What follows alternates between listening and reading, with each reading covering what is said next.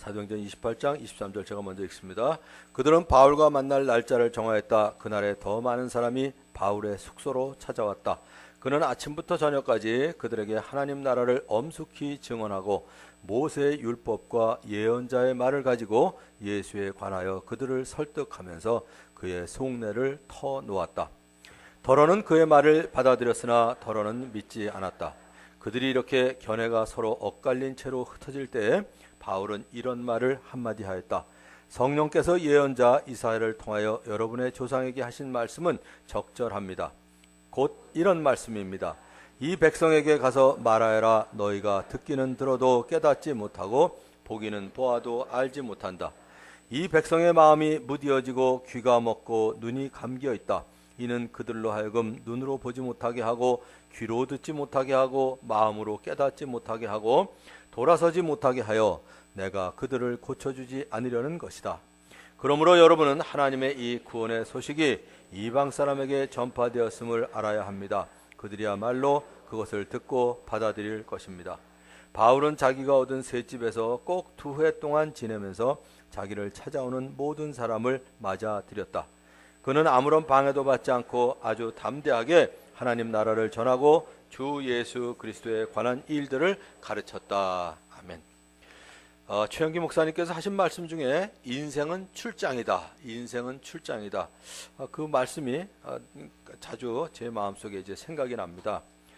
그냥 여행하는 것과는 달리 출장을 가면 늘 목표 의식이 있는 가운데 움직이게 됩니다. 출장을 갔다는 얘기는 분명한 업무를 가지고 갔다는 이야기죠. 출장을 갈 때는 가능한 짐을 가볍게 하고 갑니다. 출장 목적을 이루는데 집중이 되어야지 짐이 많으면 산만해지기가 쉽기 때문에 그렇습니다. 그리고 출장을 다니는 동안에는 웬만한 불편은 감수하죠. 편하게 살려고 출장을 온 것이 아니라 무엇인가 임무를 달성하기 위해서 왔기 때문에 그렇습니다. 그리고 출장은 언젠가 임무가 끝나면 사랑하는 가족이 기다리고 그리고 본사로 일을 보낸 본사로 돌아가게 되죠. 그래서 웬만큼 살만하면 어지간한 불편은 감수하면서 지냅니다. 그리고 그냥 여행과 다른 한 가지 중요한 차이가 있는데 내가 여행을 하는 경우에는 모든 비용을 내가 지불해야 하지만 출장은 모든 비용을 본사에서 되는 차이점이 있습니다. 본사에서 되는. 개념이 분명해지면 마음이 정리가 될 때가 참 많습니다. 그냥 사는 것보다는 개념을 정리하고 아마 여러분들은 저하고 같이 살면서 개념 정리를 매주일 하고 가실 거예요. 배우자는 어떤 사람을 선택해야 되냐, 검소한 삶을 살려면 어떻게 해야 되냐, 거의 제가 이제 3가지로 이렇게 정리를 쭉 해드렸더니 한 번 어떤 사람이 저보고 애정남이라고 그렇게 얘기하더라고요. 아마 개그에 나오는 이름을 빈 것 같은데 애매한 것을 정리해주는 남자라고 애정남 뭐 이러는데, 근데 개념이 분명해지면 마음이 정리될 때가 참 많아요. 저도 예수님 믿은 지가 어느새 45년이 됐는데 예수님을 믿고 얼마 안 있다가 한 6개월 만에 그런 것 같아요. 제가 2월 달에 믿었는데 8월 달에 제가 헌신하기로 작정을 했습니다. 헌신하는 게 뭐 특별히 저기가 아니라 이 좋은 거, 예수님보다 더 좋은 거, 복음보다 더 좋은 게 어딨냐, 이 일을 위해서 나는 일생을 살겠다고 이제 작정을 했습니다. 그렇게 헌신된 삶을 추구했기 때문에 특별히 바뀐 것은 없지만 이 인생은 출장이다, 이 개념을 가지게 되면서 많은 것들이 제 마음과 머릿속에서 정리가 됐습니다. 그래서 주님께서 우리에게 이렇게 얘기하셨습니다. 그러므로 내가 너에게 말한다. 목숨을 부지하려고 무엇을 먹을까 또는 무엇을 마실까 걱정하지 말고 몸을 감싸려고 무엇을 입을까 걱정하지 말아라. 너희의 하늘 아버지께서는 이 모든 것이 너희에게 필요하다는 것을 아신다. 이렇게 약속을 하셨습니다. 그리고 말씀하신 게 마태복음 6장 33절이에요. 외우기 좋게 마633 이렇게 하시면 돼요. 마633 마태복음 6장 33절인데 너희는 먼저 그의 나라와 그의 의를 구하라. 그러면 이 모든 것을 너에게 더하시리라. 그런데 하나님의 나라와 의를 구해라 그러면 일단은 사람들이 겁을 먹어요. 이건 마치 신학교를 가야 될 거, 선교사로 나가야 될 것 같고 교회에 가서 더 봉사해야 될 걸로 이렇게 생각을 합니다. 하나님의 나라와 의를 먼저 구해라 그러면 좀 겁을 먹거든요. 저는 그거 아니라고 봐요. 이게 하나님의 나라에 대해서 지금 신학책이 이 제목으로 나온 책이 한두 권이 아니에요. 제 방에도 누가 쓴 거 하나님의 나라라는 책으로 많은데 난 그 신학책을 읽을 때마다 왜 그렇게 어렵게 썼을까? 근데 학자들은 항상 어렵게 써요.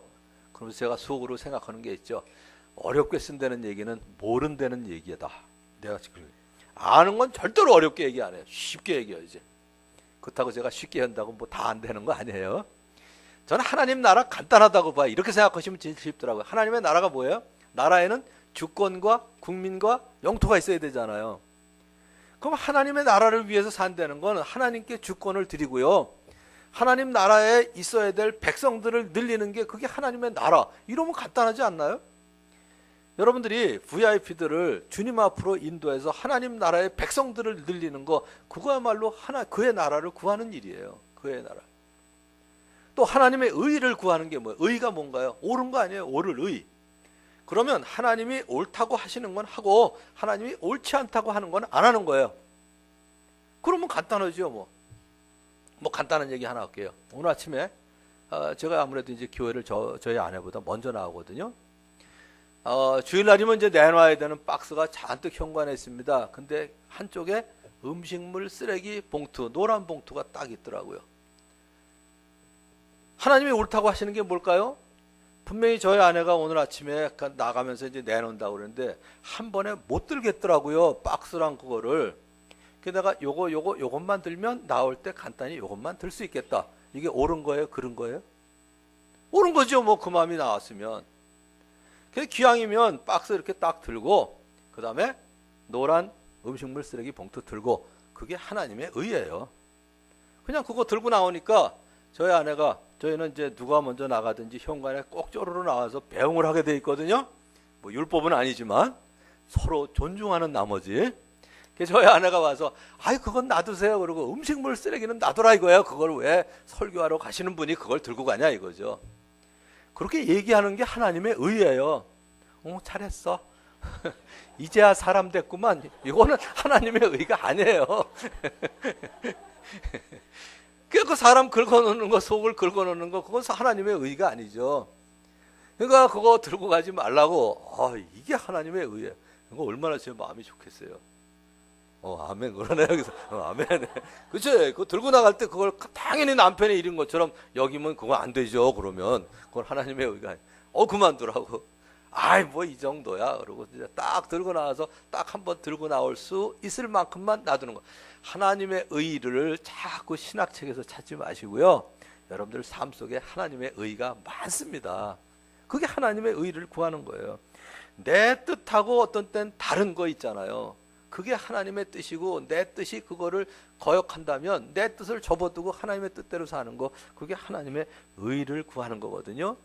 그래서 하나님의 나라와 의를 먼저 구하라. 그 얘기는 뭐냐면 하나님 나라에 유익이 되는 일을 해라. 그리고 하나님이 옳다고 하시는 일을 해라. 그거 하면 우리에게 필요한 모든 것은 너희에게 더해주겠다. 그냥 준다도 아니고 더해주겠다고 약속을 하셨어요. 사실 제가 처음에 헌신할 때 한 가지 두려운 게 있었어요.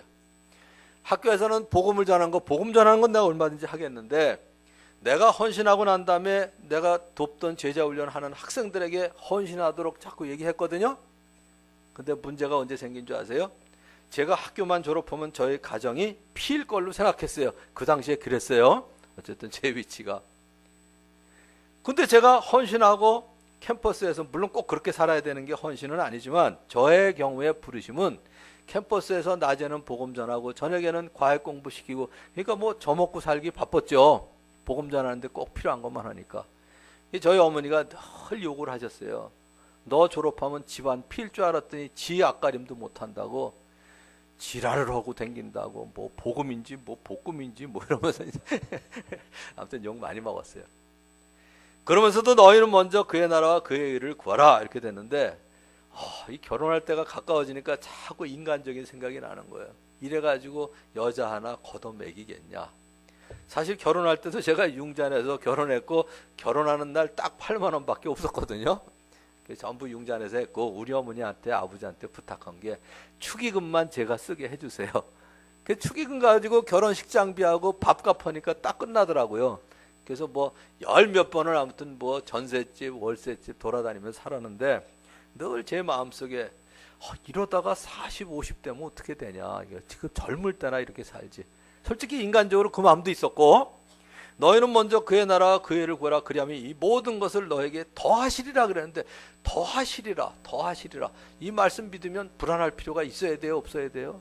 없어야죠. 그래서 제가 마음속에 그런 생각도 했어요. 내 생각이 잘못된 거냐, 성경이 틀린 거냐. 그래서 한 번은 그런 생각을 했어요. 내 생각을 정리하든지 아니면 마태복음 6장 33절을 면도칼로 오려버리든지. 그건 말도 안 되는 얘기니까. 근데 하나님 말씀이 틀렸을 리는 없고요.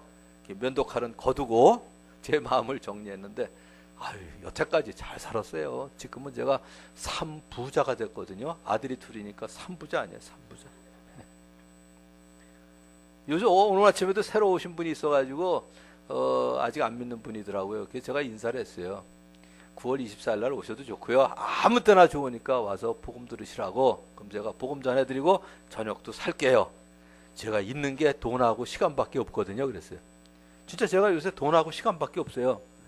술을 마셔요. 담배를 피워. 딴짓을 해요. 그러니까 있는 게 시간밖에 없어요.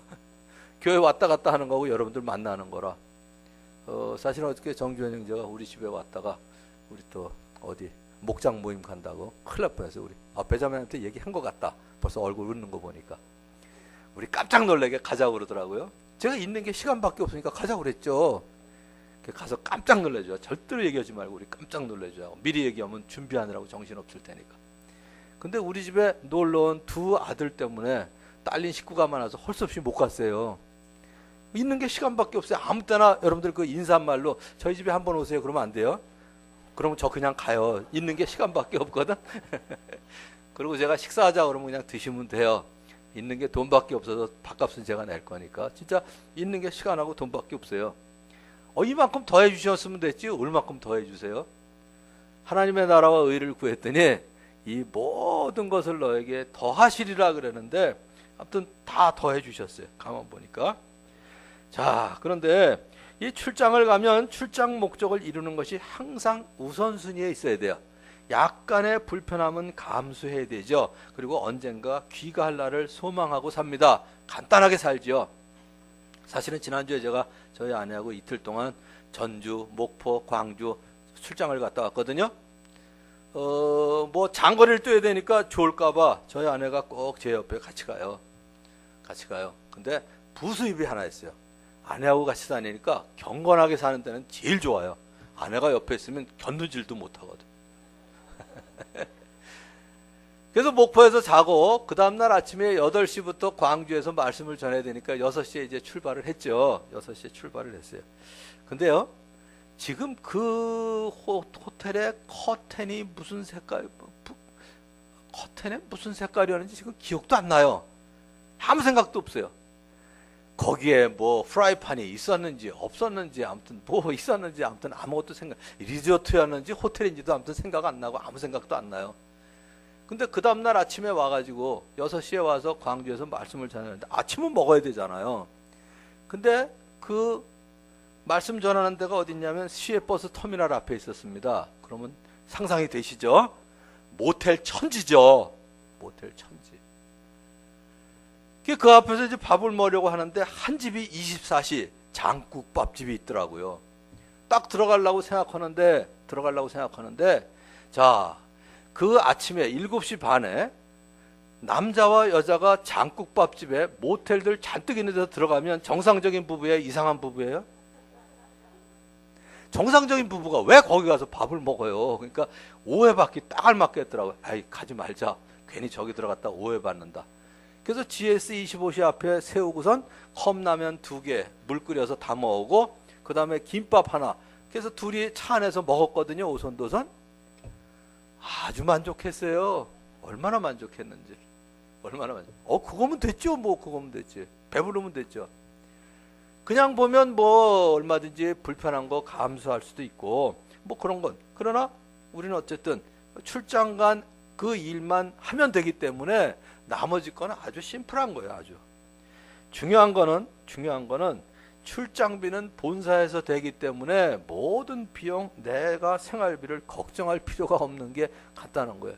아니나 다를까 거기서 딱 내려고 그랬더니 선지불했는데요 그러더라고요. 이미 출장비는 하나님 나라에서 이미 되셨더라고요.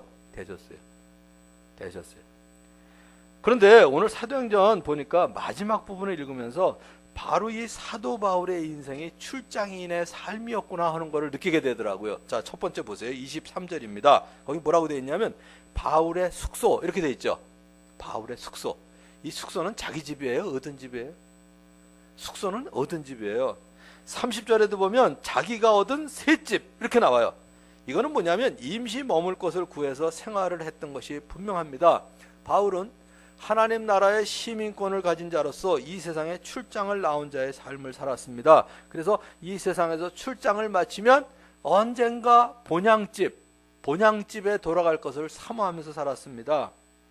가정을 떠나 출장을 가 있으면 음식, 잠자리 불편하고 힘든 일 때문에 빨리 마치고 돌아갈 날을 손꼽습니다. 바울이 그랬어요. 바울이 빌립보서에 뭐라 그러냐면 내가 원하는 것은 세상을 떠나서 이게 뭐예요? 출장을 빨리 마치고 그리스도와 함께 있는 것입니다. 저 세상을 가고 싶은 거예요. 하늘나라에. 빨리 세상을 떠나서 그분한테 가고 싶은데 그런데 내가 여기 남아있으면서 더 형제 자매들을 도우면 성도들을 도우면 여러분들에게 유익이니 여기 있어도 유익이고 저기도 가고 싶고 이 두 사이에 끼어서 내가 갈등한다고 그랬거든요. 이게 출장자의 삶이죠. 그 출장자의 삶이에요. 그러니까 이런 바울이었기 때문에 감옥에 갇혀 있으면서도 기뻐하고 감사하고 찬양을 했어요. 일반적으로는요 감옥에 있으면서 기뻐하고 감사하고 찬양하면 미친 사람입니다. 이거는 미친 사람이에요. 그런데 사도 바울은 감옥에 있으면서도 출장 나온 거를 잊지 않았거든요. 그러니까 바깥에 있는 사람이 감옥에 있는 사람에게서 주 안에서 기뻐하라 이렇게 얘기하는 건데 이건 반대로 감옥에 있는 바울이 바깥에 있는 성도들한테 주 안에서 기뻐하라 이러고 찬양을 불렀거든요. 뿐만 아니라 출장 나온 게 뭐예요? 복음을 증거하는 거라 사도 바울이 감옥에 있으면서 양쪽에 로마 군인하고 이렇게 수갑을 채워놓습니다. 그 당시에는. 그리고 둘이 옆에서 감시를 하는 거예요. 그러면 죽으나 사나 4명은 있어야 되잖아요. 그리고 육교되면 하루에 몇 명 만나요? 24명. 24명은 하루에 24명은 꼼짝없이 복음을 듣는 거예요. 사도 바울한테. 그러니까 이 사람들 중에 믿는 사람도 있고 안 믿는 사람도 있었겠죠. 그럼 믿는 사람은 뭐라고 그랬을까요? 아유 우리 감옥에 죄수 아닌 분이 하나 잡혀 계셔. 그러고 얘기했을 거 아니에요? 또 안 믿는 사람은 뭐라 했을까? 별 미친 놈 다 있더라? 이러고서 사도 바울이 얘기한 거 얘기했을 거라. 그러니까 믿는 자나 믿지 않는 자에 의해서 바울이 얘기한 게 계속 퍼져나간 거예요. 그래서 뭐라 그랬어요? 빌립보서에 온 시위대 안에 퍼졌다 그랬거든요. 그러니까 감옥에 있으면서도 안달을 한 게 아니라 언제나 풀려나나 이게 아니라 감옥에 선교사로 보내고 감옥으로 출장을 보내셨구나. 이 믿음의 삶을 사니까 삶이 달라지는 거예요. 그런데 이와 대조적인 사람이 하나 있습니다. 대조를 해보면 우리 초등학교 때 보면 왜 낱말의 뜻 반대말 비슷한 말 숙제 많이 내셨죠? 그 반대말 왜 한 줄 아세요? 그래야 의미가 정확해지거든요. 그러니까 사도 바울하고 정반대의 삶을 산 사람이 하나 있었는데 이게 누구냐면 전도서를 쓴 솔로몬입니다. 솔로몬. 이 솔로몬은 하나님을 믿는 사람이었던 건 분명한 것 같은데 그런데 이 세상이 다인 것처럼 세상에 집착을 하고 살았습니다. 그래서 전도서 2장을 보면 시험 삼아 스스로 즐겁게 하고 마음껏 즐겨보기 위해서 온갖 것 한번 다 해보자. 그리고 첫 번째 한 게 뭘까요? 재미있으려면 제일 먼저 뭐예요? 교회 다니셔서 모르시죠? 교회 다니기 전에 뭐 하셨어요? 일단 술부터 진탕 마셔보자 이거예요. 그게 전도서 2장이에요. 술을 마시면서 육신을 즐겁게 하고 낙을 누려보자. 그렇게 사는 것이 짧은 한평생을 살면서 가장 보람있게 사는 거라고 생각했습니다. 술 마시는 게 무슨 보람이냐 이렇게 얘기하시겠지만 안 믿는 사람도 그렇게 에이 술 마시는 걸 보람으로 사는 사람이 어디 있어 이러겠지만 말을 들어보세요. 술 마시는 사람한테 아이 속 쓰려요 또 이러면 뭐라 그래요? 속이 쓰리든 어쨌든 술 없이 무슨 재미로 사냐 이러지 않아요? 난 마시다 죽을게 뭐 이러고 먹죠. 술 없이 무슨 재미로 사냐 이게 뭐냐면 한평생을 살면서 가장 보람 있게 사는 게 술 먹는 거다. 이 얘기하고 다를 바가 없는 거예요. 다를 바가 없어요. 우리는 재미 대신에 기쁨을 추구해야 되죠. 다 아시죠? 편안 대신에 평안을 추구해야 돼요. 행운 대신에 행복을 추구해야 되지만 이 솔로몬은 기쁨보다는 재미를 추구했고 평안보다는 편안한 걸 추구했고요. 행복보다는 행운을 추구하면서 살았던 사람입니다. 그리고 거기다가 큰 일을 성취하기까지 했어요. 다윗의 아들이 되었기 때문에. 왕으로서 호화스럽게 궁전도 지었죠. 여러 곳에 포도원도 만들었죠. 정원과 과수원을 만들었죠. 과일나무도 심었죠. 그러다 보니까 큰 저수지도 가지고 있었죠. 거기다 남녀 종들을 사들이기도 하고요. 그리고 이렇게 표현했어요. 나는 지금까지 예루살렘에 살던 어느 누구도 일찍이 그렇게 가져본 적이 없을 만큼 많은 소와 양 같은 가축대를 가져보았다. 은과 금, 임금들이 가지고 있는 여러 나라의 보물도 모아보았고 남녀 과수들도 건드려 보았고, 그 다음에 이상한 얘기를 했어요. 남자들이 좋아하는 처첩도 많이 거느려 보았다. 나는 아닌데. 나는 하나도 많던데. 처첩도 많이 거느려 보았다. 드디어 나는 일찍이 예루살렘에 살던 어느 누구보다도 더 큰 세력을 가진 사람이 되었다. 이렇게 얘기했습니다. 그런데요, 제가 얼마 전에 말씀 보면서 그런 생각을 했어요. 처첩도 많이 거느려 보았다. 아내는 하나만 아내죠. 이 솔로몬의 아내가 700명에 첩이 300명이었거든요. 그러면 너무 이렇게 있고 뭐 감격하고 그러지 마세요. 하루에 한 명씩 만나도 3년에 한 번 만나요. 1000명이면 이거는 저주예요. 저주. 아내들은 아내가 아니에요. 그건 여자들이지. 아내는 한 명이어야 돼요. 기왕이면 뭐 불렀으니까 얘기해야 되겠네. 그죠, 정주현 형제. 아내들이 아내예요? 아내들은 여자들이지 아내가 아니야. 아내만 아내예요. 그럼 우리 효진자매한테도 남편들이 남편이에요? 그건 남자들이지 남편이 아닙니다. 남편은 남편만 남편이에요. 그러니까 아내들 이거는 아내가 아닙니다. 그러면 더 나아가서 신들은 신이 아니에요. 신만 신이에요. 신들은 신이 아니에요. 그래서 이방 사람들이 섬기던 건 뭐예요? 제가 20살 때 예수님 믿기 전에 우리 집에 굿 엄청 했는데 이거 해가지고 안 나면 저 신한테 빌고요. 저 신한테 빌고 이거는 신이 아니에요. 그래서 한 가지 여러분들에게 한번 몇 년 전에 얘기한 적이 있는데 아브라함을 이끌어내신 이유가 뭐냐면 하나님의 백성이었는데도 불구하고 아브라함의 아버지 데라가 여러 신을 섬겼어요. 신전까지 갖고 있으면서 그 안에다 신들을 가지고 있었거든요. 그러니까 아브라함이 정말 심령이 상했어요. 우리 아버지 왜 그러지? 하나님만 섬겨야 되는데 왜 신들을 모셔놓고 저러냐고. 심령이 상했다는 얘기를 요번 제가 출장 가서 알았어요. 아까 그랬잖아요. GS25시 앞에서 컵라면하고 김밥을 먹는데 그 앞에서 술이 잔뜩 취했나 봐요. 완전히 그냥 가을지자 왔다 갔다 하면서 여자 하나가 이상하게 아무튼 뭐 늘어진 옷을 입고요. 계속 왔다 갔다 하는 거예요. 그러다가 이 집 문도 열어봤다가 저 집 문도 열어봤다가 그러는데 갑자기 겁이 나더라고요. 이게 웬 차야? 그러고 내 보넷에 떡 엎드려서 컸까봐 갑자기 심령이 상해가지고 우리 와이프 보고 컵라면 잘 잡아 간다. 그러고서 얼른 옮겨서 아파트 단지에서 제가 컵라면을 먹었거든요. 심령이 상한 게 뭔 줄 알았어요. 그때 진짜 심령이 상했어요, 저희가. 그런데 데라가 한번 뭐라고 그랬냐면 멀리 여행을 가면서 자기 아들을 아브라함한테 신전을 잘 지키고 있어라 그러고 갔어요. 근데 아브라함이 무슨 생각을 했냐면요. 무슨 신전을 잘 지키냐. 우리 아버지 저러시면 안 되는데. 이런 마음을 가지고 좋은 생각이 난 거예요. 이만한 떡상을 차려다가 신전 안에 갖다 놓고요.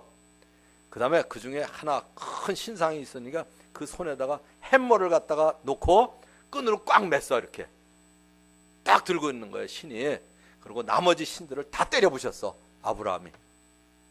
그때 아버지가 와가지고 뭐라 그랬을까요? 야, 이 녀석아, 이거 잘 보라 그랬더니 이게 무슨 일이냐 그랬더니 아브라함이 그랬습니다. 글쎄 드시라고 떡을 갖다 놨더니 이분이 혼자 드시려고 다 때려 부셨네요. 그러고 근데 그 신 손에 햄머가 들고 있거든요. 여러분들이 데라 같으면 뭐라 그러셨겠어요? 야, 이 녀석아, 움직이지도 못하는 신이 뭐 때려 부수냐? 이랬거든요. 그러니까 아브라함이 그랬대요. 거 보세요. 움직이지도 못하는 신이라고 그러셨잖아요.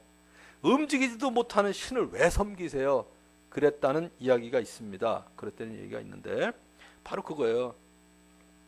여기 보면 처첩도 많이 거느리고요. 일찍이 예루살렘에 살던 어느 누구보다 더 큰 세력을 가진 사람이 되었다 그랬는데 마지막에 뭐라고 얘기한 줄 아세요? 이렇게 얘기했습니다. 그러나 이것도 헛된 일이다. 알고 보니 웃는 것은 미친 것이고 즐거움은 쓸데없는 것이다. 이렇게 고백을 했습니다. 자, 이런 삶을 살고 솔로몬 제가 보기엔 하나님 앞에 갔을 것 같은데 하나님 앞에서 어떤 표정이었을까요? 여러분 한번 생각해 보세요. 출장을 가는데 출장 간 일은 하나도 안 하고 진탕 술집에 가서 놀다가 왔어. 본사에 가면 사장 앞에 어떻게 서겠어요?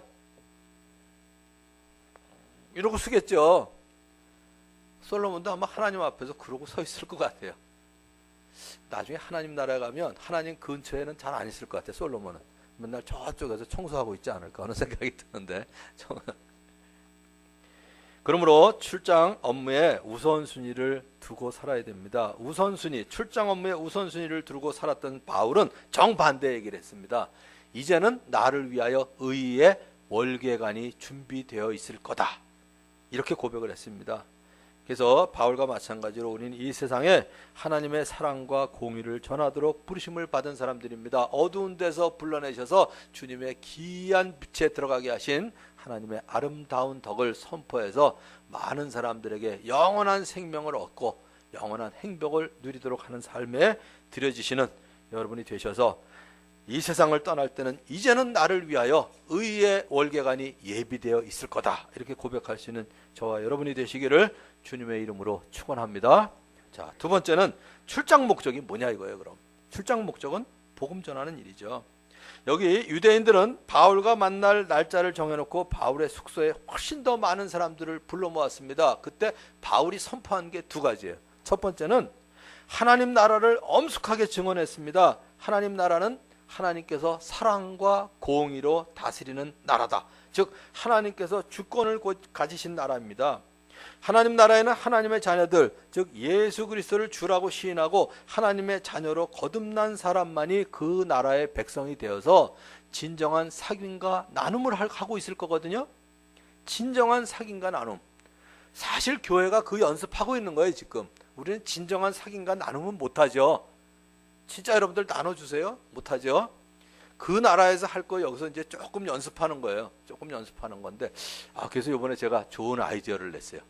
좋은 건지 아닌지 여러분들이 한번 보세요.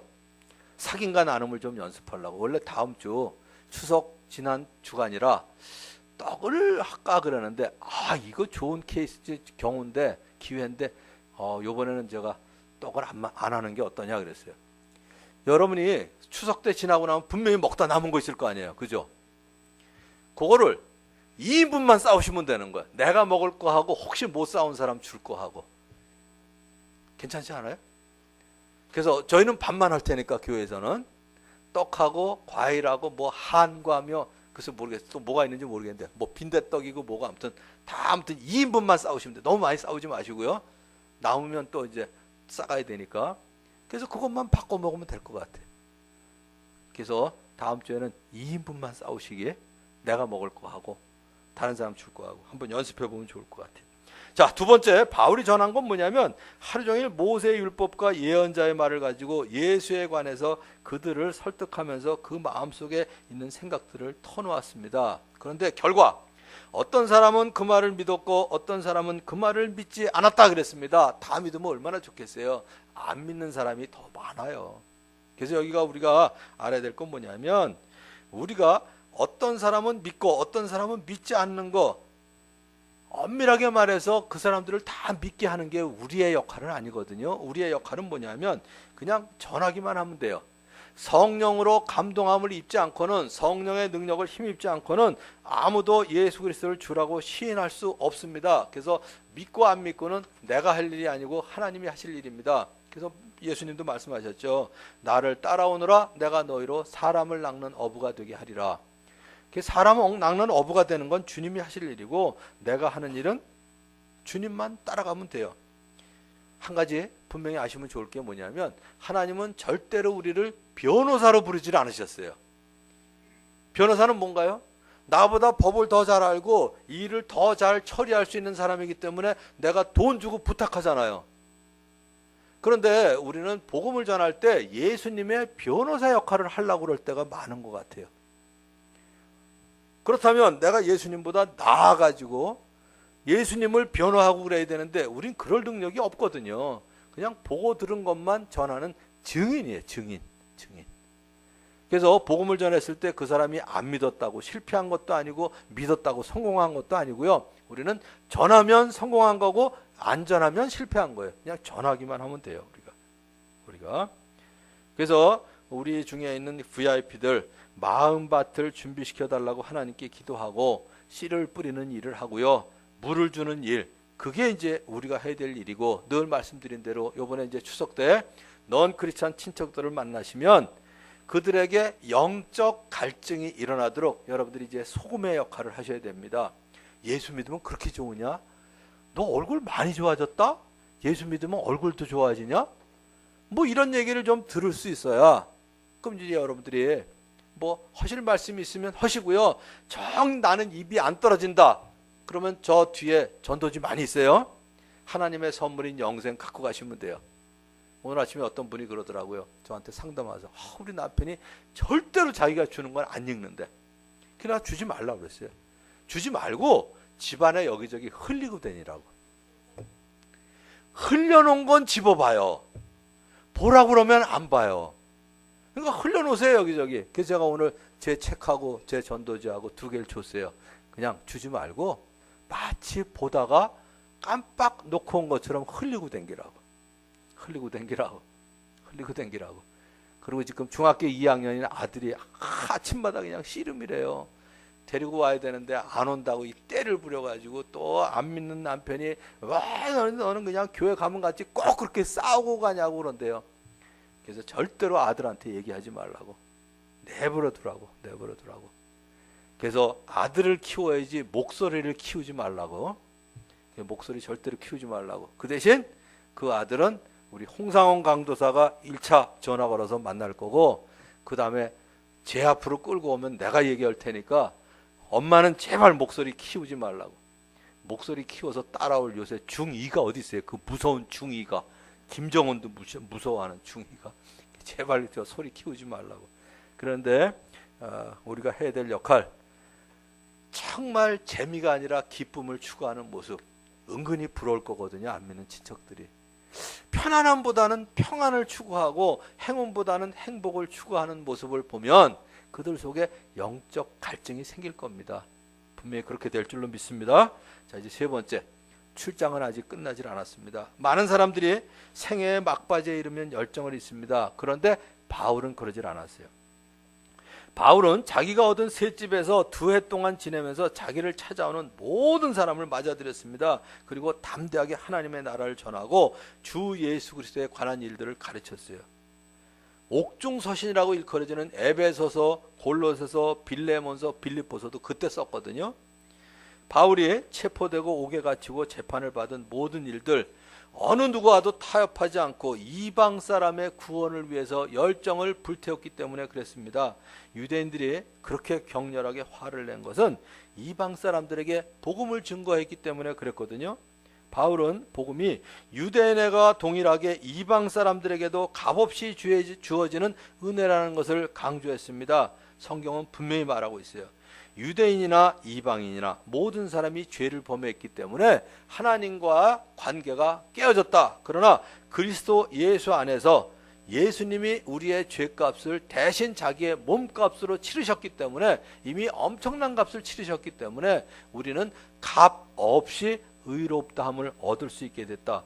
이것이 바로 모든 사람의 구원을 향한 하나님의 뜻입니다.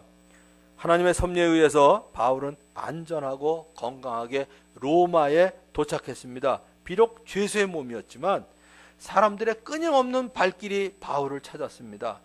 이건 하나님의 약속이죠. 사도행전 27장 보면 내가 가이사 앞에 서게 되겠다. 이 약속이 성취된 겁니다. 바울의 증거 2년간의 기간 동안에 아주 풍성해졌습니다. 옥중에 있으면서 어떻게 여기에서 풀려나가나 안다라고 초조해한 게 아니라 그동안에 감사하고 기뻐하고 찬양하면서 자기 주위에 있는 사람들에게 계속 말씀을 전했거든요.